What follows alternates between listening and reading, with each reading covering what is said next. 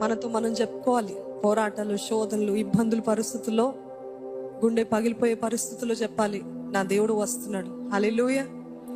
నా దేవుడు త్వరగా వస్తున్నాడు, నన్ను మోక్షమందు చేరుస్తాడు. ఇదే నా ధైర్యం, ఇదే నా సాక్ష్యము, ఇదే నా నిరీక్షణ.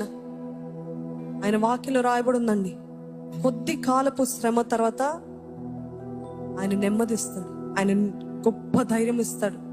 ఆ కొద్ది కాలపు శ్రమ తర్వాత జీవ కిరీటాన్ని ఇస్తాడు. ఈ కొద్ది కాలమే మన మనసులో, నా ప్రాణమా నువ్వేం భయపడకు, కొద్ది కాలమే, కొద్ది కాలమే. చూడండి, చాలా మంది తల్లిదండ్రులు బిడ్డలకి ఇంజెక్షన్, నేను నా బిడ్డలకి ఇంజెక్షన్కి తీసుకెళ్ళినప్పుడు ఆ ఇంజెక్షన్ ఇచ్చే సమయంలో ఒక్కటే prick, just one prick, just be patient, ఓర్చుకో, కొంచెం ఓర్చుకో. ఆ ఒక్క నిమిషము వారికి ఏదో ప్రాణాలు పోతున్నట్టు ఉంటుంది. ఈరోజు మన జీవితాల్లో కూడా ప్రాణాలు పోతున్నంత శ్రమలు ఉండొచ్చు, ప్రాణాలు పోతున్నంత బాధ